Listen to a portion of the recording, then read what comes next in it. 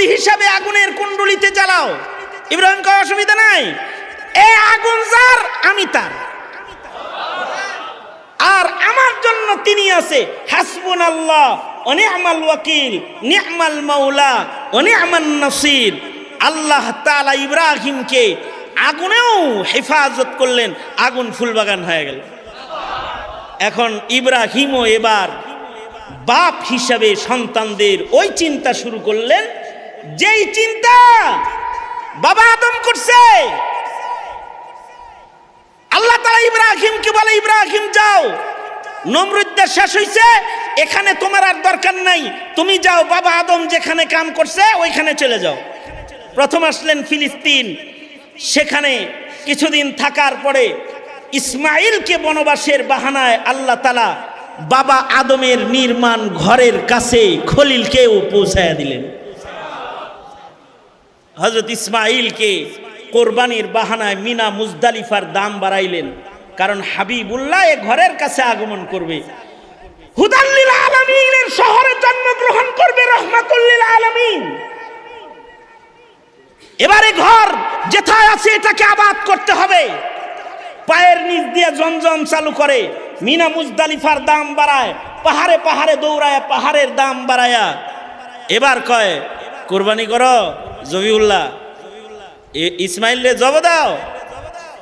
আল্লাহ তাআলা প্রেম দেখায়, দেখো ফিরিস্তারা মানুষ কি লেগে বানাইছি, প্রেমটা করে কি আমারে, যে নিজের ছেলের চাইতেও আমারে বেশি ভালোবাসে, স্বামীর চাইতেও হাজেরা আমাকে বেশি ভালোবাসে, পিতার চাইতেও ইসমাইল আমি আল্লাহকে বেশি ভালোবাসে, এর লিগেই বানাইছি, বুঝো না? ফিরিস্তা করে দেখায়। খলিলুল্লাহ জবিহুল্লাহ নির্বাচন হয়ে গেছে, এবার আল্লাহর নির্দেশ, খলিল এই জায়গায় খনন করো, এখানে আবুল বাশার বাবা আদমের নির্মাণের ইট তালাশ করে পাইবা। আমার নির্দেশে আদম ইট রেখে রেখে একটি ঘর বানায়েছিল, তুমি ওইটা ফিরা বানাও। মাটি খনন করে বাবা খলিলুল্লাহ ঘরের অংশ পেয়ে গেলেন। বাবা আদমের ইটের পরে ইট রেখে খলিলুল্লাহ এবার সন্তানদের জন্য খলিলুল্লাহ ঘর বানাইলেন। ঘরের দেয়ালগুলো উঠালেন আর দোয়া করলেন। বাপ তো সন্তানের কথা বলে না, বাপে কয় আল্লাহ আমরা যেহেতু আগামীর মুসলিমদের ঘর বানাইতেছি, আমাদের এই ঘর নির্মাণ কেউ কবুল করেন, আমাদের বাপ বেটা কেউ আপনি মুসলিমদের অন্তর্ভুক্ত করেন। ওয়াইদ ইয়ারফাউ ইব্রাহিমুল কওয়াইদা মিনাল বাইতি ওয়া ইসমাঈল রব্বানা তাকাব্বাল মিন্না ইন্নাকা আনতাস সামিউল আলিম। আবার দোয়া করতেছেন, ওয়াজআলনা মুসলিমাইনি লাকা ওয়া মিন যুররিয়াতিনা উম্মাতাম মুসলিমাতাল লাক। আবার দোয়া করতেছেন, রব্বানা বা'আস ফীহিম রাসূলাম মিনহুম ইয়াতলু আলাইহিম আয়াতিক। শেষ নবী যে পাঠাইবেন এটাকেও আমাদের বংশেই পাঠায়েন, ইসমাইলের বংশে পাঠায়েন, আর মুসলিম মিল্লাতের দলে আমাদের ভিড়ায়া দিয়েন। আল্লাহ তাআলা এই সব দোয়া কবুল করে নিলেন, কাবা ঘর নির্মাণ কবুল করলেন, মুসলিম হিসেবে ইব্রাহিমকে গণলেন, ইব্রাহিমকে মুসলিম জাতির পিতার মর্যাদা দান করলেন। মিল্লাতা আবিকুম ইব্রাহিম হুয়া সাম্মাকুমুল মুসলিমিন। আবার ইসমাইলের রক্তে মুসলমানদের শ্রেষ্ঠ পয়গম্বর, শেষ পয়গম্বরকেও পাঠালেন। ইসহাকের রক্তে লক্ষাধিক নবী পাঠালেও ইসমাইলের রক্তে নবী পাঠানো বন্ধ করে কুরাইশি খানদানে শেষ পয়গম্বরকে আল্লাহ তাআলা পাঠালেন। এই যে বাপ হইয়া যে এখানে বাইতুল্লাহ বানাইলেন, ফিলিস্তিনে মসজিদুল আকসা বানাইলেন, দুনো মসজিদ নির্মাতা বাবা ইব্রাহিম, এক মসজিদের ইমাম ইসমাইল, আর এক মসজিদের ইমাম ইসহাক। এই যে দুটো মসজিদ নির্মাণ হলো, এই দুটোটাই সারা দুনিয়ার সব মুসলমানদের কিবলা। এ কারণেই মসজিদুল আকসার দিকেও মুসলমানের নামাজ হয়েছে। পরবর্তীতে কিবলা পরিবর্তন করে ইব্রাহিম বাবার পয়লা নির্মাণের দিকে আবার ফেরত দেওয়া হয়েছে। ফাওয়াল্লি ওয়াজহাকা শাতরাল মসজিদিল হারাম। এই দুই মসজিদ ঘিরে সারা পৃথিবীর মুসলমানদের যুদ্ধ, সারা পৃথিবীর মুসলমানদের ঈমানি জীবনের যাত্রা। আর সেই যুদ্ধ করতে করতেই ফিলিস্তিনিরা জীবন দিচ্ছে, কিন্তু মসজিদুল আকসা কোনো বেঈমানের আখড়া হতে দিতেছে না।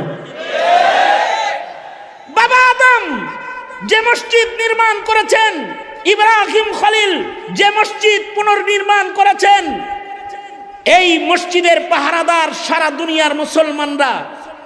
এ পাহারাদারি কিয়ামত পর্যন্ত করবে। পাহারাদারি সংকট পড়েছে তো আল্লাহ তাআলা আবাবিলকে হুদাল্লিল আলামিন গর্ত। এ ঘরের আশেক শুধু মানুষ না, পাখালিরাও আবাবিল পাঠিয়ে ঘর হেফাজত করেছে। হ্যাঁ, সামনেও এ ঘরের পাহারাদারির সংকট পড়ে গেলে একজন ইব্রাহিমী সন্তানকে আকাশে উঠায় পালতেছেন।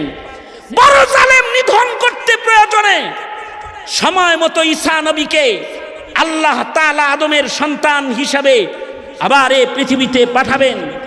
বাইতুল্লাহর ইবাদতের পরিবেশকে সংরক্ষণ করবেন, নবী পাকের রেখে যাওয়া দ্বীনকে হেফাজত করবেন। সময় এখন এমন যে এই সময়ে বড়দের কথা বলা, বড়দের মজলিসে বসা, বড়দের আলোচনা করা, এটা পছন্দ করার মতো মুমিনের সংখ্যা এখন কম। কিন্তু আল্লাহ পাকের পছন্দ হইল বড়দের মজলিসে বসবে, আল্লাহ পাকের পছন্দ হইল বড়দের আলোচনা করবে। এটা আল্লাহ তাআলা পছন্দ করেন। এবং আল্লাহ পাকের পছন্দ হইল বড়রা যে পথে চলে পুরস্কার পেয়েছে, সে পথে চলে ছোটরা পুরস্কৃত হবে, পুরস্কার নিবে। এ কারণেই সূরা ফাতিহার ভেতরে আমাদের পূর্বপুরুষ যারা আল্লাহর পছন্দের পথে চলে পুরস্কৃত হয়েছে, তাদের পথে আমরা যেন চলার যোগ্য হই, তাদের যেন আমরা মানার যোগ্য হই, এবং তাদের পথে চলে চলে যেন আমরাও আল্লাহকে খুশি করতে পারি। এই দোয়া আল্লাহ তাআলা সূরাতুল ফাতিহার ভেতরে আমাদেরকে শিখাইছেন। আমরা সব নামাজের রাকাতে রাকাতে রাকাতে রাকাতে এই দোয়া করি। তো নামাজরত দোয়া করি আমরা।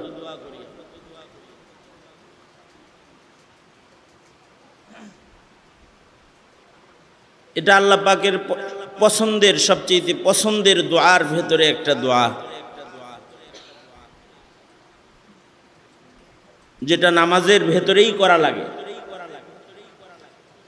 কারণ সূরাতুল ফাতিহা ব্যতিরেকে নামাজ হয় না। লা সলাতা ইল্লা বিফাতিহাতিল কিতাব।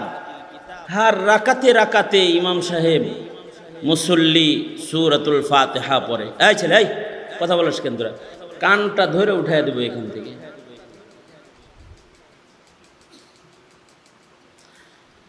সূরাতুল ফাতিহা হার রাকাতে রাকাতে পড়া হয়, আর প্রতিটি রাকাতে রাকাতেই এই দোয়া পড়া হয়। ইহদিনাস সিরাতাল মুস্তাকিম সিরাতাল্লাযীনা আন'আমতা আলাইহিম গায়রিল মাগদুবি আলাইহিম ওয়ালাদ-দাল্লিন। ভ্রষ্টদের অনুকরণ নয়, ইহুদিদের অনুকরণ নয়, নাসারাদের অনুসরণ নয়। অনুসরণ হবে যারা পুরস্কার প্রাপ্ত তাদের। এই কারণেই কোরআনে হাকিমে পূর্বপুরুষদের আলোচনা বিদ্যমান আছে, বাপ দাদাদের কৃতি বিদ্যমান আছে, যে বাপ দাদারা করছে ডাকি, এটা বিদ্যমান আছে। পূর্বপুরুষদের যে সকল নেক কর্ম আছে, এইগুলোকে আল্লাহর কালামে আল্লাহ তাআলা তুলে ধরে আমাদের পর্যন্ত খবর পৌঁছাইছেন।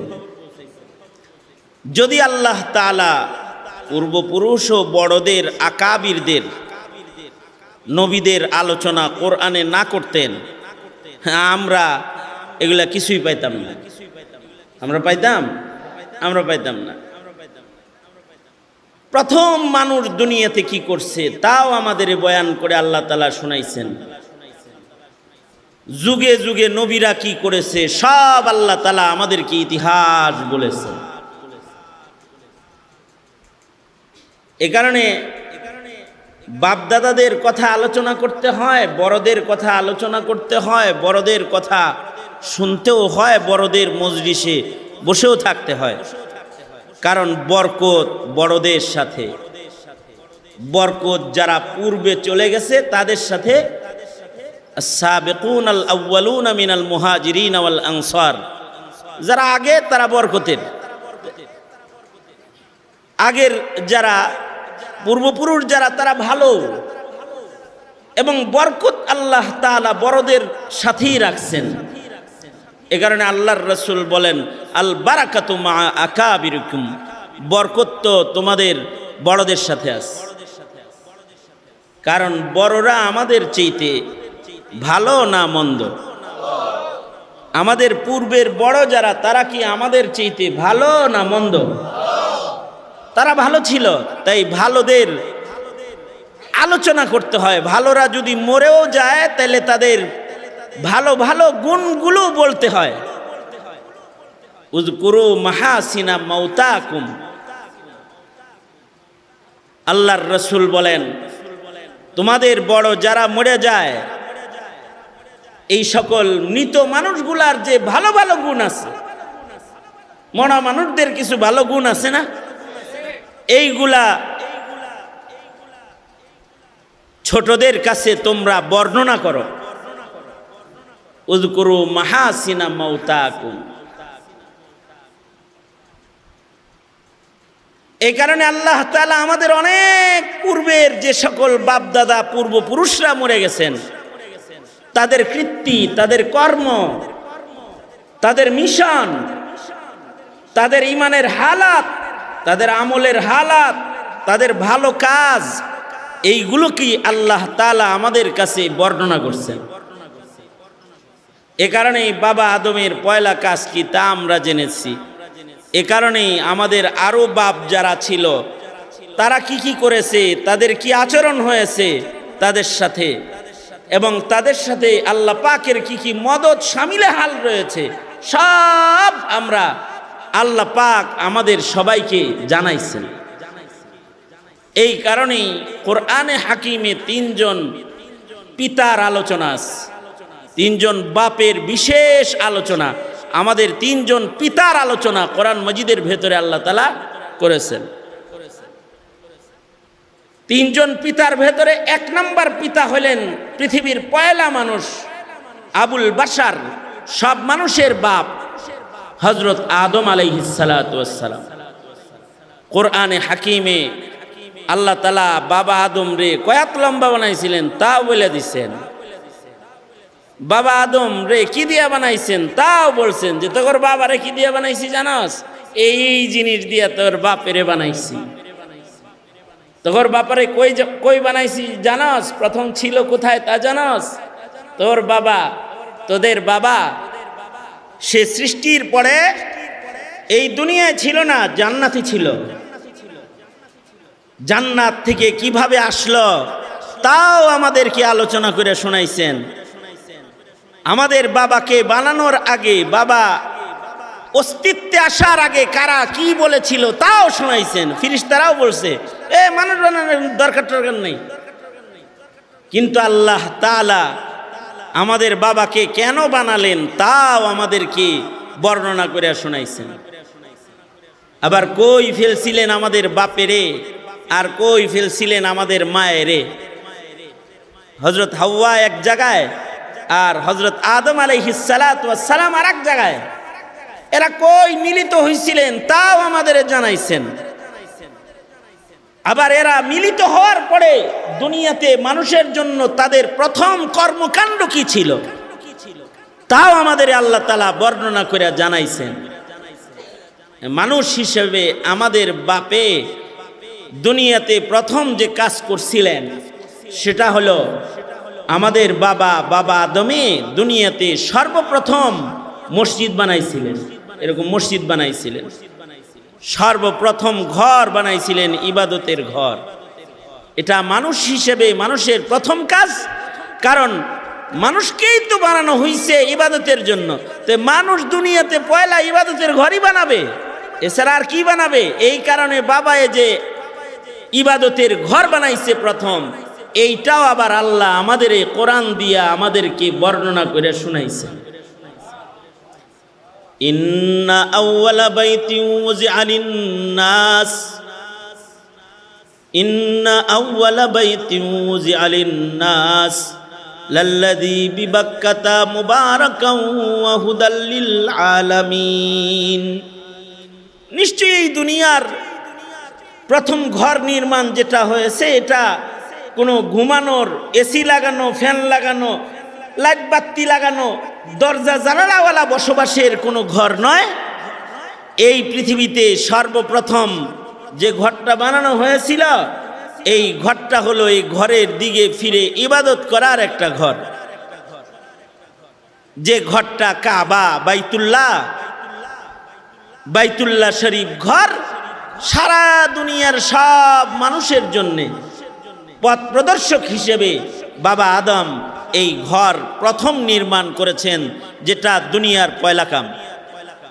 এই পৃথিবীর মাটির পরে প্রথম কাজ মসজিদ নির্মাণ।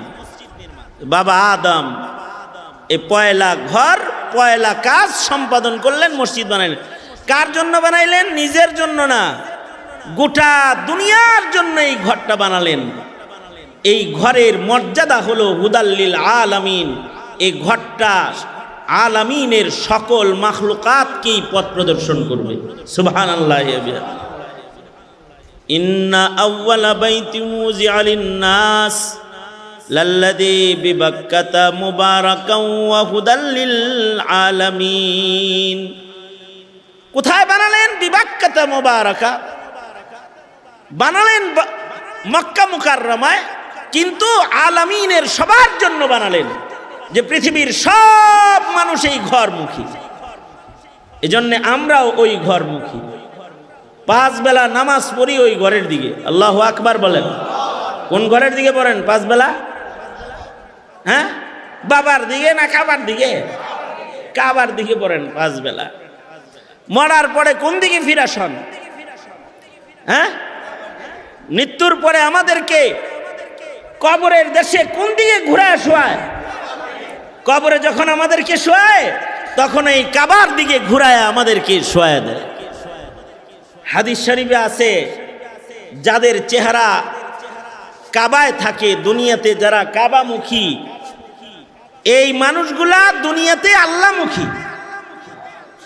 সুবহানাল্লাহ। আরো আস্তে করে বলেন সুবহানাল্লাহ। যেই মানুষগুলা দুনিয়াতে কাবামুখী, তারা কি মুখী? বলেন, তারা কি মুখী? যারা কাবামুখী তারা আল্লাহমুখী। এ কারণে কারা কাবামুখী ছিল আর কারা কাবামুখী ছিল না, এই প্রশ্ন সবার আগে করা হবে। আউয়ালু মা ইউহাসাবু বিহিল আবদু ইয়াউমাল কিয়ামাতিস সালাহ। নামাজ সম্পর্কে প্রথম প্রশ্ন হবে। নামাজ তো সবাই দক্ষিণ দিকে পড়ে না? দক্ষিণ দিকেও পড়ে। যারা কাবার উত্তরে থাকে তারা দক্ষিণ দিকে পড়ে।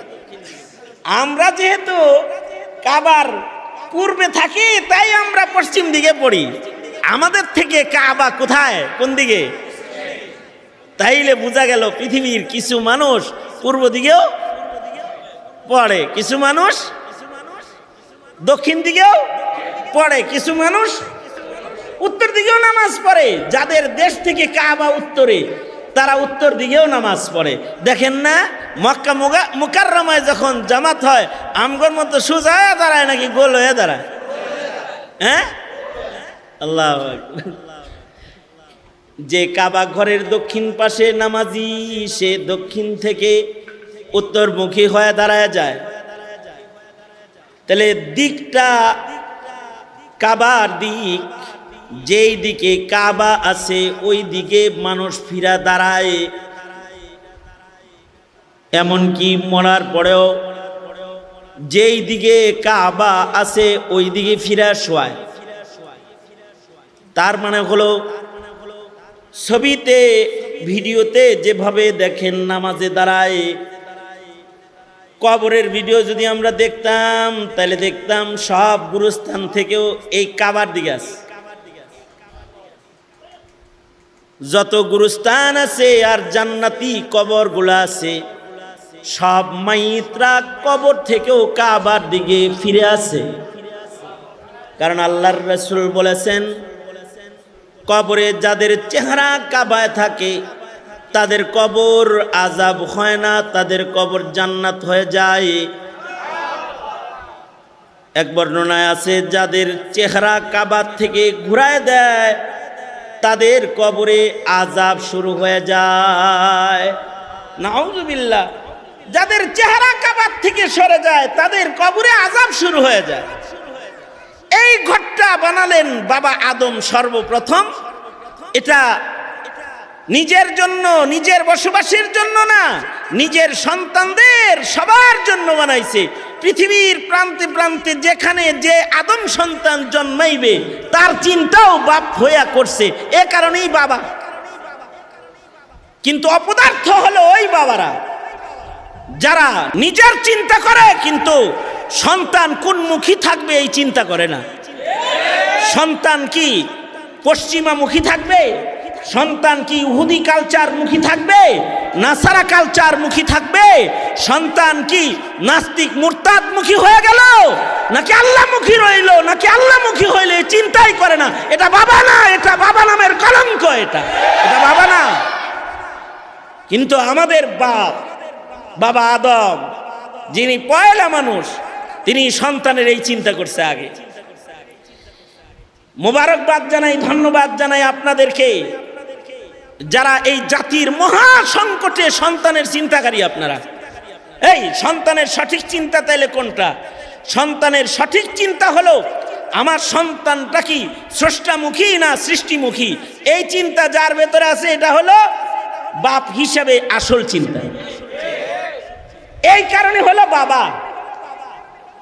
আর যে বাবার ভেতরে এই চিন্তাটা নাই, এই বাবাটা সন্তানের জন্য বাবা না, এই বাবাটা হলো সন্তানকে দোজখে ফেলানোর থাবা।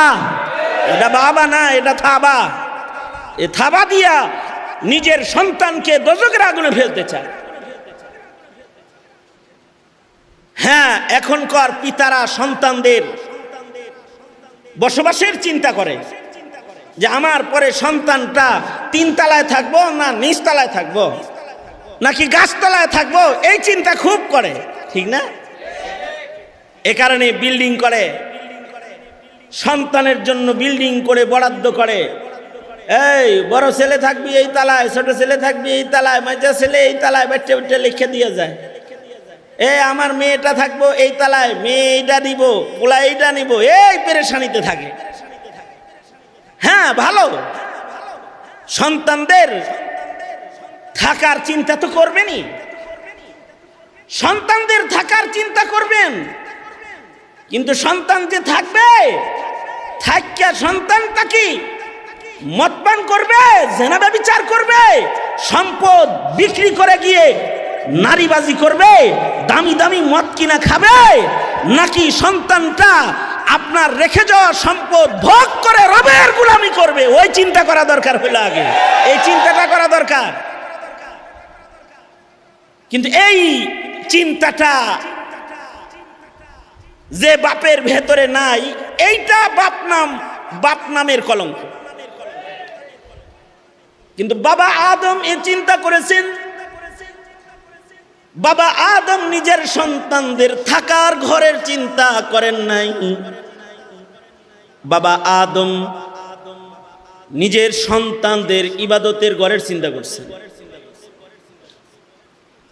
বাবা আদমের যত সন্তান পৃথিবীতে আসবে তারা কি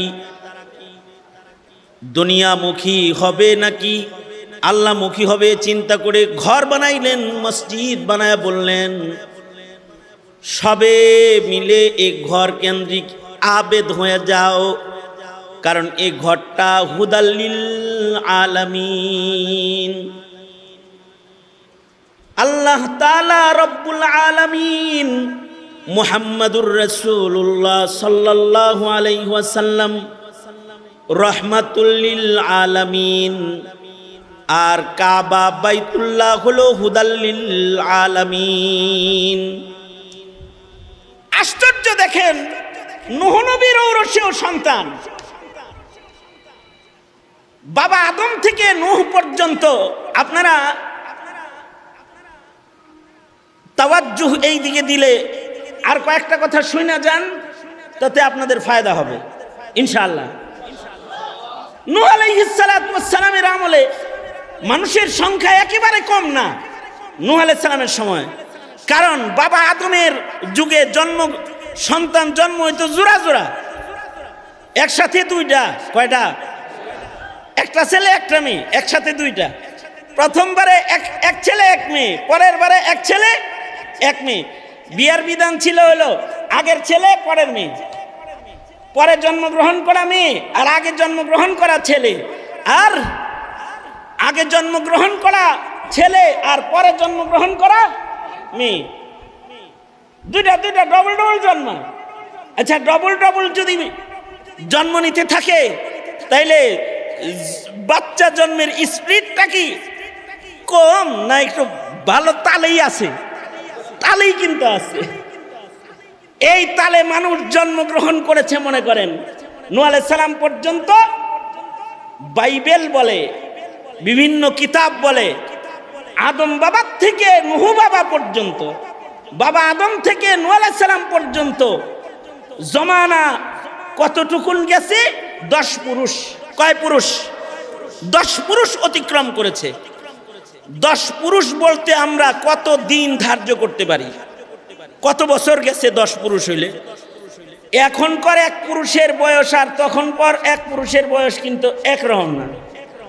এখন এক পুরুষের বয়স হলো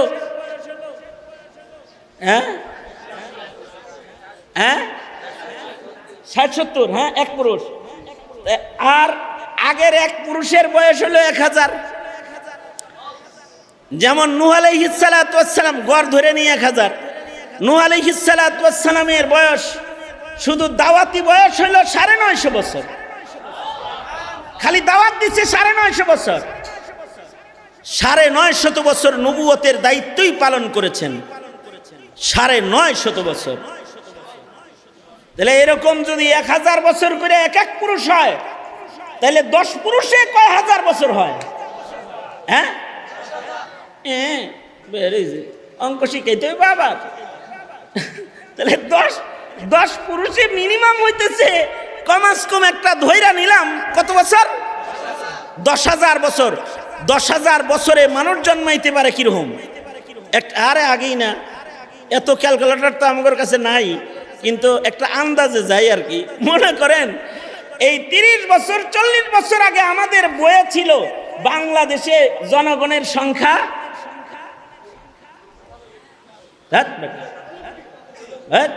মগা গ্রুপ অফ ইন্ডাস্ট্রিজ লিমিটেড 7 কোটি 8 কোটি 9 কোটি 40 বছর আগে, তাই না?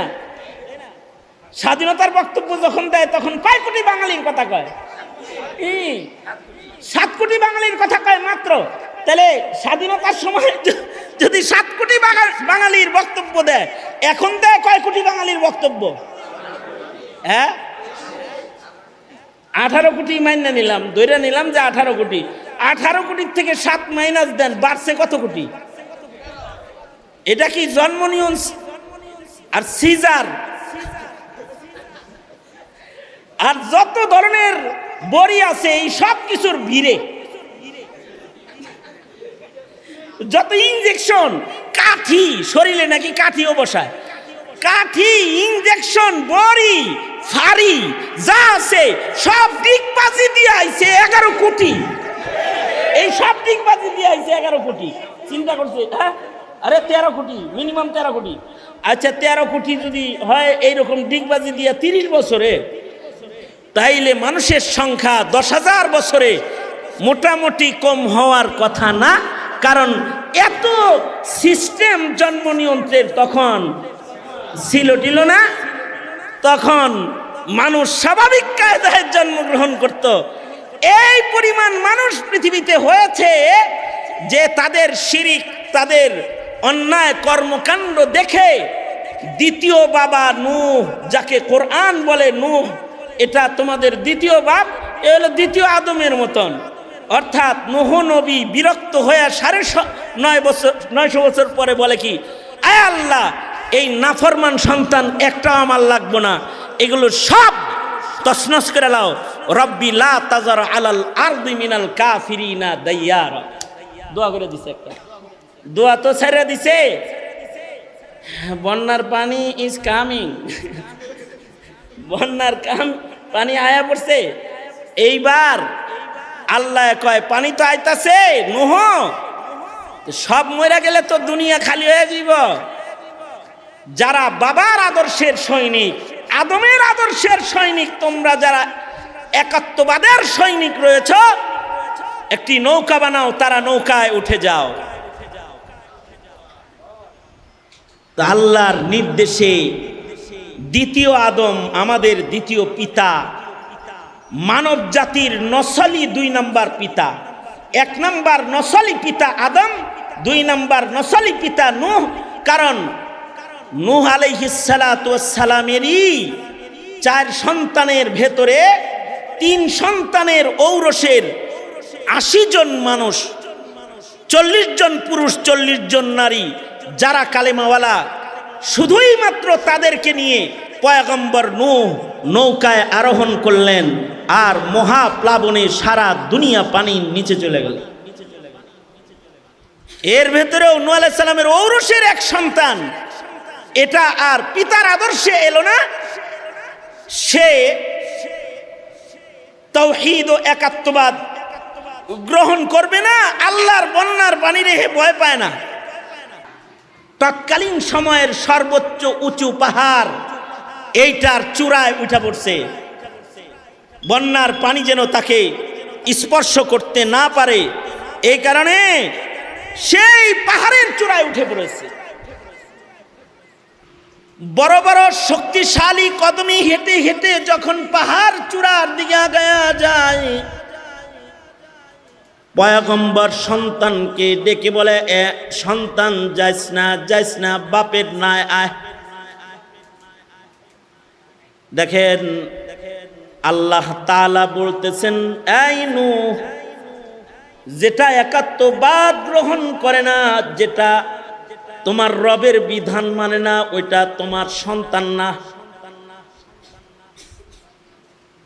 লাইসা মিন আহলিক, এই সন্তান তোমার বউর বংশের সন্তান না, এটা তোমার আহাল হিসেবে আমি তাকে গণি নেই। যে কয়টা কালিমাওয়ালা, ওই কয়টা তুমি বাবার সন্তান। আর যেটা কালিমা মানে না, যারা এক আল্লাহর গোলামি করে না, ওইটা তোমার সন্তান না। এটা হলো দুনিয়ার সব মুমিনদের জন্য শিক্ষা। তোমার ঔরসেও যদি সন্তান হয় 5টা, যে 2টা নেককার, এই 2টা তোমার সন্তান। যে 3টা আসাদনুর মার্কা, নাস্তিক মার্কা, বেঈমান মার্কা, লাইসা মিন আহলিক, এগুলো তোমার আহাল না, এগুলো তোমার সন্তান না। কারণ এগুলো ময়দানে মাহশরে তোমার উপকার হবে না।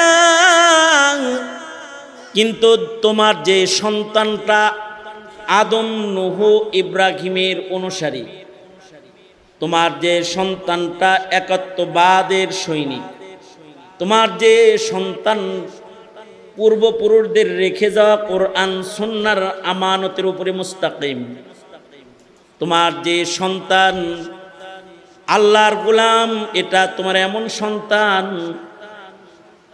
এ একটা নেক সন্তানের কারণে মা বাপ উভয়কেই আল্লাহ তাআলা পুরস্কার দান করবেন।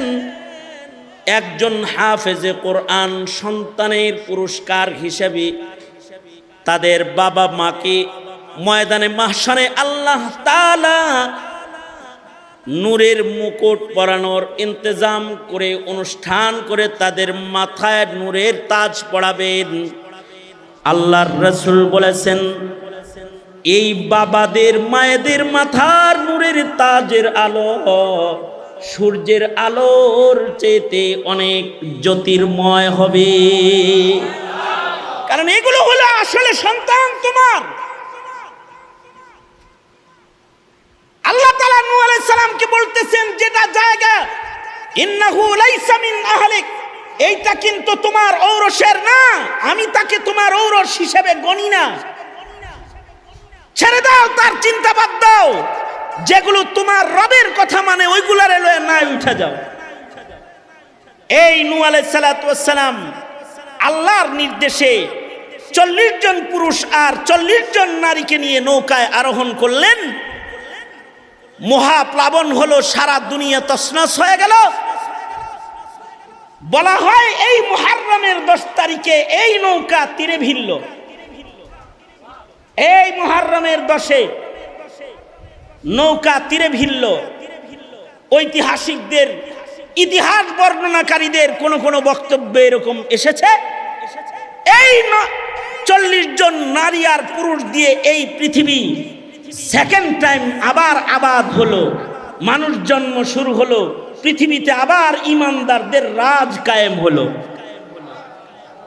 কিন্তু যেহেতু নূহ নবী থেকে ইব্রাহিম পর্যন্ত মশহুর তেমন বড় কোনো পয়গম্বরের নাম ইতিহাসে আসে না, মানুষগুলো দাওয়াত শূন্যতায় আবার পুরান জায়গায় ফিরে গেল। দাওয়াত নাই তো, দাওয়াত বন্ধ করা। দাওয়াত বন্ধ করলে একাত্মবাদ বিদায় নেয়, দাওয়াত বন্ধ হয়ে গেলে ইবাদত বিদায় নেয়, নবীদের আওয়াজ বন্ধ হয়ে গেলে দ্বীন বিদায় নেয়। ওই যে মশহুর কোন নবীর আগমন নাই, দাওয়াত বন্ধ, এবার আবার সব পুরান জায়গায় ফিরে গেল।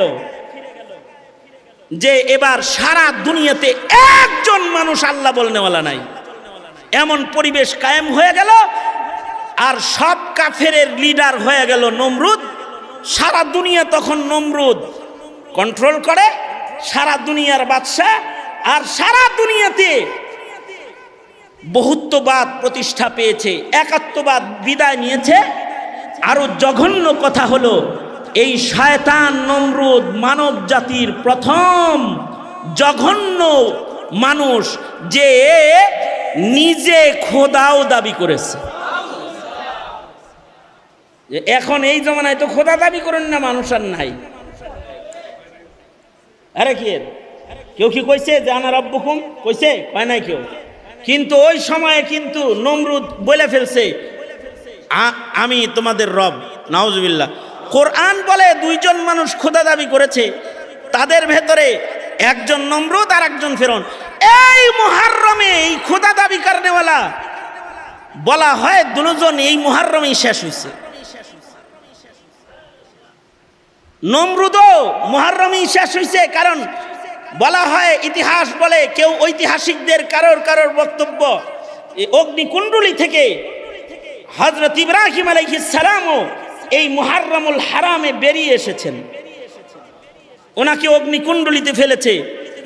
আর এই নমরুদ মিয়া এরপরে কিছুদিন বাঁচা ছিল, পরের বছর আইতে আইতে নিজের মাথায় নাক দিয়ে মশা ঢুকে নিজেই লাঠির বাড়ি খাইতে খাইতে মাথা ফাটতে এক সময় নিজেও এই মুহররমে মরছে। এই পৃথিবী খোদা দাবিদার জালিম থেকে মুহররমে মুক্তি পেয়েছে। ইব্রাহিম আলাইহিস সালাতু ওয়াস সালাম ইব্রাহিম বাবার কুরবানির মাধ্যমে। ইব্রাহিম আলাইহিস সালাতু ওয়াস সালাম এই পৃথিবীতে যখন আগমন করেছে, ইমানদার বলতে কেউ নাই, আছে জালেমরা।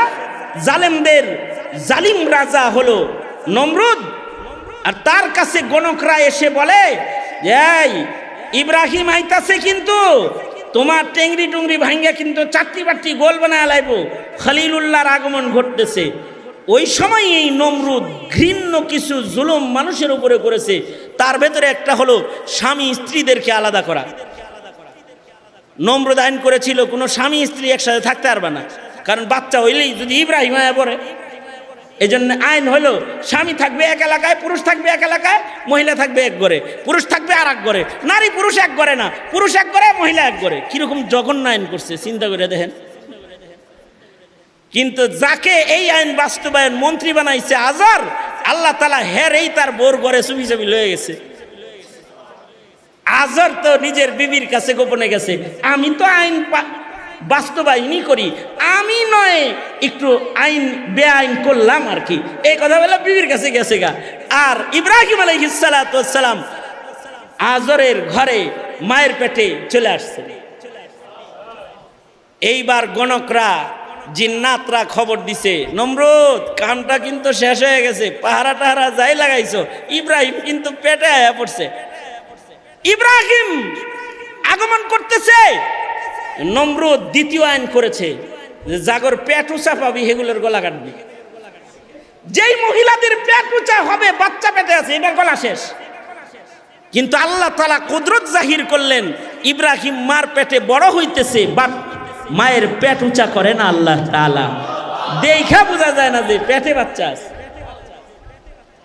এবার যখন ইব্রাহিমের জন্মের টাইম হয়ে গেছে, এইবার বলে কি গণকেরা, জানো 2-4 ভিতরে আয়া পড়তেছে, কিন্তু জন্মাইব টাইম হয়ে গেছে গা। নমরুদ জঘন্য আইন করলো, বাচ্চার কান্নার আওয়াজ পাসনি, ঘরের মোড়ে মোড়ে পুলিশ বসায় রাখ, যদি খালি কোনো ঘরে কান্নার আওয়াজ পাস তাইলে হেডারে যায় আগে জব করবি। আল্লাহ তাআলা আইন করলেন, এই ফিরিস্তারা যা সবার কানে তুলে দিয়ে থুইস, কান্নার আওয়াজ কেউ যেন শোনে না, খালি মা বাপ ছাড়া। ইব্রাহিম জন্ম নিতেছে কিন্তু কান্নার আওয়াজ মা বাপ ছাড়া আর কেউ শোনে না। মনে মনে ভাবতে পারেন, আমার এক উস্তাদ বলে, মনে মনে ভাবতে পারো এটাও কি সম্ভব? তোমার বিজ্ঞান দিয়ে যদি কানে কানে কথা সম্ভব হয়, আল্লাহর কুদরত দিয়ে কানে কানে কথা সম্ভব না? যেমন মনে করেন আমি ফোন করছি গাজী মাহমুদের কাছে, গাজী মাহমুদ 10 জনের ভিতরে বয়ে রয়েছে, আমি বলি সে শোনে আর কেউ শোনে না। বিজ্ঞানের মোবাইল দিয়ে যদি দুয়ে দুয়ে কথা হয় তাহলে আল্লাহর কুদরত দিয়ে কেন হবে না? কারণ এই পৃথিবী সব মিটে যাবে, এটা আল্লাহর পছন্দ, কিন্তু দিন মিটে যাবে এটা আল্লাহ পাকের পছন্দ না। কারণ দিনের মূল্য আল্লাহর কাছে সকল কিছুর চাইতে বেশি। এই যে মাদ্রাসা, এই যে মসজিদ, এগুলোর উদ্দেশ্য হলো দিন হিফাজত, ইব্রাহিমী রেখে যাওয়া আমানত, মুহাম্মদুর রাসূলুল্লাহ সাল্লাল্লাহু আলাইহি ওয়াসাল্লামের রেখে যাওয়া আমানতকে হিফাজত করা, এটাই মাকসাদ। সুতরাং আপনারা যারা পিতার জাত আছেন, আপনি পিতা ততক্ষণ পর্যন্ত পিতা না যতক্ষণ পর্যন্ত সন্তানের দিনের ফিকির না করবেন। রুটি রুজির ফিকির করার নাম পিতৃত্ব না, দিনদারির ফিকির করার নাম হলো পিতৃত্ব। দিনদারির ফিকির করার নাম পিতৃত্ব। বুঝলে বুঝপাতা, না বুঝলে নাকি তেজপাতা? বুঝলে বুঝেন গা, ফিকির চালু করেন গা। আর যদি না বুঝেন তাহলে সিলেবাস পরিবর্তন করে দিনকে মিটায়া দিয়ে যারা আপনার সন্তানকে বেয়াদব বানাচ্ছে, সমকামী বানাচ্ছে, জেনাকার পাপাচার বানাচ্ছে, যদি নির্বোধ হন তাহলে তাদের হাতে তুলে দেন। আর যদি পিতা হন তাহলে সন্তানের কাছে দিন তুলে দেন, দিনের দাওয়াত তুলে দেন, দিনের শিক্ষা তুলে দেন। আর এই মাদ্রাসার উদ্দেশ্য দিন শিক্ষা, এই মসজিদের উদ্দেশ্য ইব্রাহিমী ইবাদতের শিক্ষা এবং ইব্রাহিমী ফিকিরকে জমিনে জারি করার মেহনতের আয়োজন। আল্লাহ তাআলা আমাদের সবাইকে বোঝার তৌফিক দান করুন। আলহামদুলিল্লাহ রাব্বিল আলামিন, ওয়াসসালাতু ওয়াসসালামু আলা সাইয়্যিদিল আম্বিয়া ওয়াল মুরসালিন মুহাম্মাদিন ওয়া আলা আলিহি ওয়া আসহাবিহি আজমাইন। রব্বুল আলামিন দুপুর থেকে শুরু করে তোমার বান্দারা প্রচণ্ড গরমের ভেতরে বসে কথা শুনেছে। একেবারে সবার শেষ ভাগে গোলাম বসে কিছু কথা বলেছি। পিতৃত্বের হক কেমনে আদায় করবে, আবু আজদাদ আকাবির পয়গম্বরদের কথা তোমার বান্দাদের কানে পৌঁছে দিয়ে পিতৃত্বের আফকারকে তোমার বান্দাদের সামনে তুলে ধরেছি। রব্বুল আলামিন ভিক্ষুকের মতো 2টা হাত বাড়াইছি, জিন্দগির সব গুনাহ মাফ করে দাও। ইয়া আল্লাহ মজমাকে কবুল করে নাও, হাজিরিনতে যারা তাদেরকে জাযায়ে খায়ের দাও। উলামা হযরত যারা দূর দারাজ থেকে এসে লম্বা সময়ের ইন্তজার করেছে, ইয়া আল্লাহ তাদেরকে নিয়ামাল বদল দাও। যে সকল যুবকরা বসে রয়েছে ওদের দিন জিন্দার সৈনিক হিসেবে ওদের কবুল মঞ্জুর করে নাও। পর্দার আড়ালের মা বোনদের হযরত ফাতেমা খাদিজা বানায় দাও। মজমাকে কবুল করে নাও। পায়ে তাকমিল পর্যন্ত এই মাদ্রাসা, ইয়া আল্লাহ ইফতা বিভাগ সহকারে সকল বিভাগ মজুদ রয়েছে। ইয়া আল্লাহ এই মাদ্রাসা দিন দিন তারাক্কি দাও। কমিশনার মামা সহকারে যারা এই মাদ্রাসার সাথে জড়িয়ে আছে, স্নেহের গাজী আল মাহমুদ সহ যারা দায়িত্ব পালন করছে, রব্বুল আলামিন সকলকে তুমি কবুল মঞ্জুর করে নাও। আর মাদ্রাসার জমিন আজকে রেজিস্ট্রি হয়েছে, ইয়া আল্লাহ কবুল করে নাও। ইয়া আল্লাহ মাদ্রাসার জমিন রেজিস্ট্রির পাশাপাশি আকাবিরদের আমল একটি ডালিম গাছ বসানো হয়েছে। ওই নকশাকে নকল করার আশায় দারুল উলুম দেওবন্দির সেই ডালিম তলার মেহনত যেন এখানে হয়, রব্বুল আলামিন তুমি কবুল মঞ্জুর করে নাও। আয় রব্বিকা